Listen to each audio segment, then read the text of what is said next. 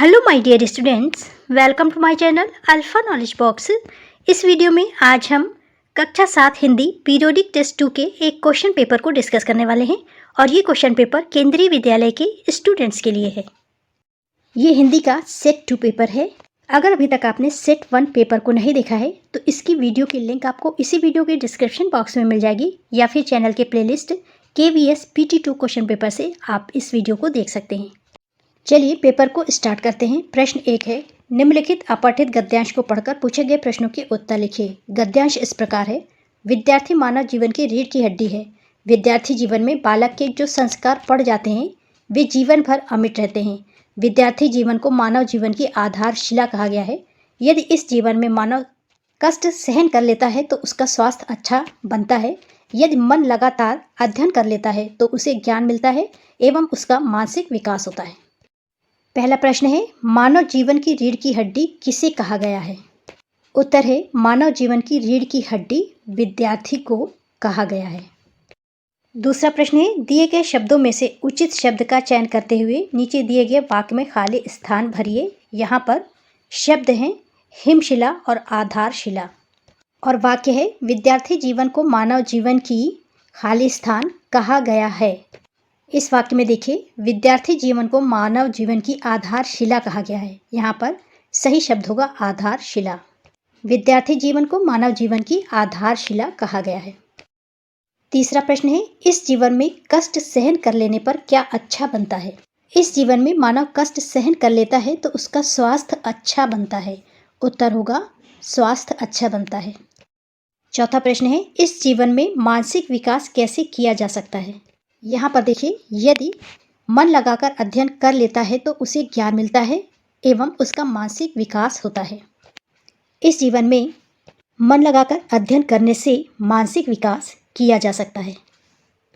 गद्यांश का अंतिम प्रश्न है, दिए गए गद्यांश का उचित शीर्षक दीजिए। गद्यांश से आपको कई शीर्षक मिल जाएंगे, जैसे रीढ़ की हड्डी, विद्यार्थी जीवन, जीवन की आधारशिला।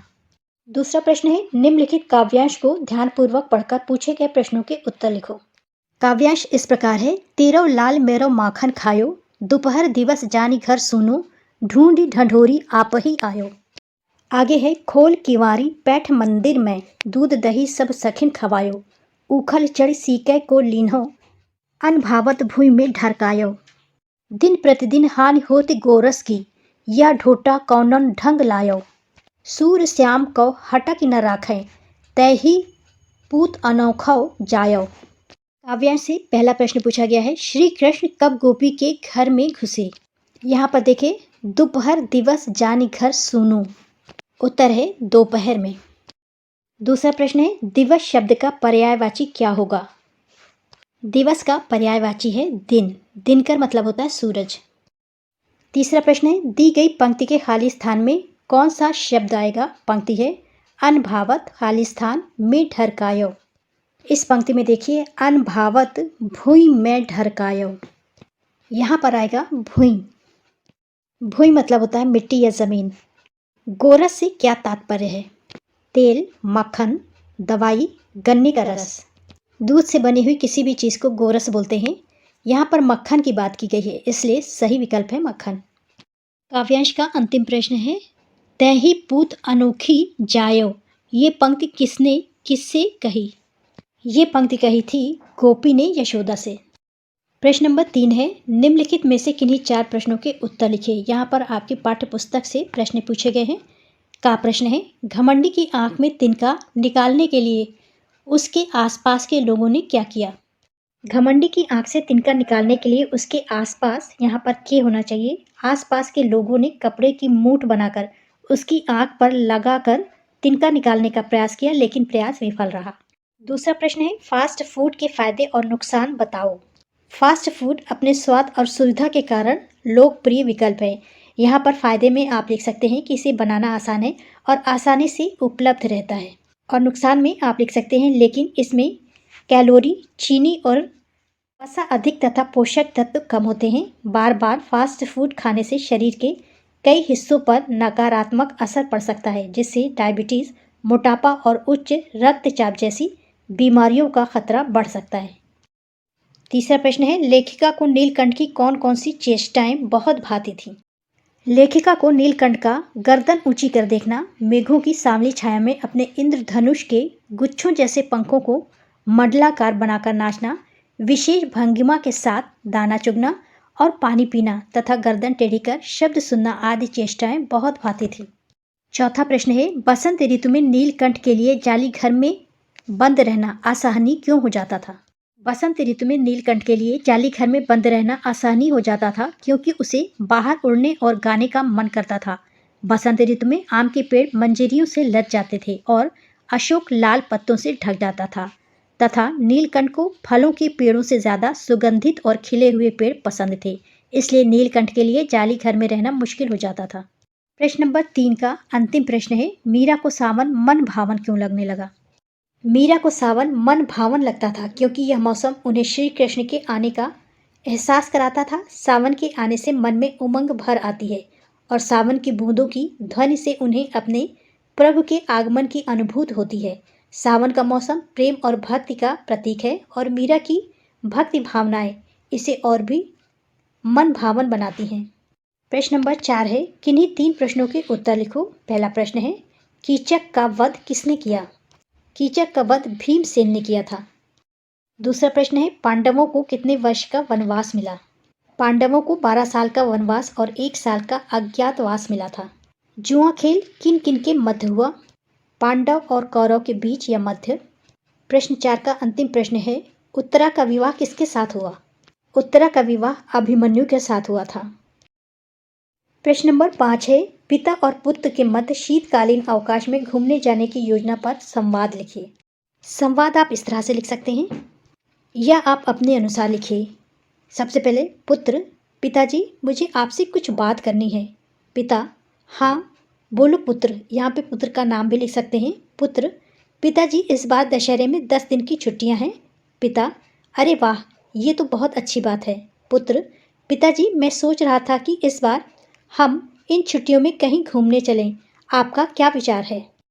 पिता, ठीक है, परंतु छुट्टियों का गृह कार्य कब करोगे? पुत्र, मैं साथ लेकर चलूँगा तथा समय निकालकर कार्य पूरा कर लूँगा। पिता, पूरा कर लूँगा तो ठीक है, परंतु हम चलेंगे कहाँ? पुत्र, मैं सोच रहा था कि अमरकंटक चलें। पिता, यह तो अच्छा विचार है, मैं तुम्हारी माता के साथ बात करके टिकट कर लेता हूँ। पुत्र, धन्यवाद। पिताजी आप बहुत अच्छे हैं।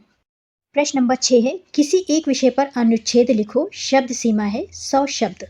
पहला है प्रिय खेल, दूसरा स्वास्थ्य ही धन है और तीसरा हमारा राष्ट्रीय पक्षी मोर। अनुच्छेद का पहला विषय है मेरा प्रिय खेल। आप यहाँ से लिखें या अपने अनुसार लिखें। मेरा प्रिय खेल क्रिकेट है। इसमें कई फॉर्मेट हैं, जिसमें से पहला टेस्ट मैच है जो कि 5 दिवसीय होता है। इसमें 2 इनिंग्स प्रत्येक टीम को खेलने के लिए दी जाती हैं। इसके बाद 1 दिवसीय मैच होता है जो कि अधिक लोकप्रिय है। इसमें प्रत्येक टीम को 50 ओवर खेलने होते हैं। इसके अलावा T20 आज के समय में सबसे ज़्यादा लोकप्रिय है। इस फॉर्मेट में प्रत्येक टीम को 20 ओवर खेलने का अवसर दिया जाता है। क्रिकेट में 2 टीम खेलती हैं और प्रत्येक टीम में 11 खिलाड़ी होते हैं। क्रिकेट की शुरुआत टॉस के साथ होती है। जो यह टॉस जीतता है उसे निर्धारित करने का अवसर दिया जाता है कि वह बल्लेबाजी करेगा या गेंदबाजी। जो टीम सबसे अधिक रन बनाती है उसे विजेता घोषित किया जाता है। अनुच्छेद का दूसरा विषय है स्वास्थ्य ही धन है। इस पर अनुच्छेद आप इस तरह से लिख सकते हैं, स्वास्थ्य ही धन है। इसका मतलब है कि शारीरिक और मानसिक स्वास्थ्य धन से ज़्यादा अहमियत रखता है। यह इस बात पर जोर देता है कि अच्छे स्वास्थ्य को प्राथमिकता देनी चाहिए। स्वस्थ रहने से व्यक्ति संतुष्ट जीवन जी सकता है, अपने लक्ष्यों को हासिल कर सकता है और जीवन के सुखों का आनंद ले सकता है। स्वस्थ रहने के लिए संतुलित जीवन शैली अपनानी चाहिए। इसमें नियमित व्यायाम, पौष्टिक भोजन और अच्छी नींद लेना शामिल है। स्वास्थ्य ही सबसे बड़ा धन है जो किसी के पास हो सकता है। अगर हमारा स्वास्थ्य अच्छा है तो हम कुछ भी हासिल कर सकते हैं। सिर्फ पैसा होना ही काफ़ी नहीं है। हम धन का सही इस्तेमाल तभी कर सकते हैं जब हमारा स्वास्थ्य अच्छा हो। अनुच्छेद का तीसरा विषय है हमारा राष्ट्रीय पक्षी मोर। हमारा राष्ट्रीय पक्षी मोर पर अनुच्छेद आप इस तरह से लिख सकते हैं। मोर एक आकर्षक पक्षी है जो ज़्यादातर जंगलों में या बाग में रहता है। मोर के रंगीन पंख इसकी सुंदरता को और बढ़ाते हैं। मोर भारत के हर हिस्से में पाया जाता है। मोर की 2 आँखें 2 पैर, 1 चोंच और पंखनुमा पूंछ और लंबी गर्दन होती है। मोर कीड़े छोटे फल आदि खाते हैं। इसकी लंबाई औसतन 6 से 7 फीट तक की हो सकती है और वज़न 5 से 6 किलो के बीच होता है। मोर के पंख में हरा, नीला और सुनहला रंग होता है। इसका शरीर काफ़ी लचीला होता है। ये किसी भी परिस्थिति में रह सकते हैं। मोर के पंख बहुत भारी होते हैं, इसलिए ये बाकी यहाँ पर बड़ी की होना चाहिए। पक्षियों की तरह लंबी उड़ान नहीं भर सकते हैं। प्रश्न नंबर 7 है, अपने प्राचार्य महोदय को 3 दिन के अवकाश हेतु प्रार्थना पत्र लिखिए। और अथवा में है, विद्यालय के शैक्षिक भ्रमण में जाने की पिताजी से अनुमति लेने हेतु पत्र लिखिए। 3 दिन के अवकाश हेतु प्रार्थना पत्र आपको अच्छी तरह से आता होगा। चलिए इसे देखते हैं। पत्र में सबसे ऊपर आप पता डालेंगे जहाँ भी आपके पिताजी रहते हैं। इसके बाद दिनांक, जिस दिन आप पत्र लिख रहे हैं। फिर पूजनीय पिताजी, आपका पत्र मिला। पत्र पढ़कर बहुत ही अच्छा लगा कि वहाँ पर सब कुशल मंगल है। पिताजी, मेरे स्कूल के प्रधान अध्यापिका जी ने यह घोषणा की है कि वे सभी छात्रों को शैक्षिक भ्रमण हेतु ले जाएंगी। इसके लिए उन्होंने देश की राजधानी दिल्ली को चुना है। उन्होंने बताया है कि हमारा भ्रमण शीतकालीन अवकाश में 15 जनवरी को प्रस्थान करेगा और 20 जनवरी को वापस लौट आएगा। आगे आप लिखेंगे, मेरे सभी दोस्त और विद्यालय के सभी शिक्षक ने इस भ्रमण यात्रा पर जाने का निर्णय लिया है। मैं भी अपने दोस्तों के साथ दिल्ली के ऐतिहासिक स्थलों का दर्शन करना चाहता हूँ। आशा है आप मुझे इसके लिए अनुमति प्रदान करेंगे तथा भ्रमण पर जाने के लिए ₹1000 भ्रमण शुल्क भी भिजवाने की व्यवस्था करेंगे। पूज्य माताजी को सादर चरण स्पर्श एवं छोटे को शुभ प्यार, आपका पुत्र मोहन। यहाँ पर अपना नाम। तो ये था प्रश्न पत्र का अंतिम प्रश्न। इसी तरह का प्रश्न पत्र आपसे भी पूछा जा सकता है। इस प्रश्न पत्र को वीडियो को देखने के साथ ही साथ आपको जो भी पोर्शन, जो भी सिलेबस दिया गया है, उसे बहुत अच्छी तरह से तैयार करें। This is the end of video. Thanks for watching.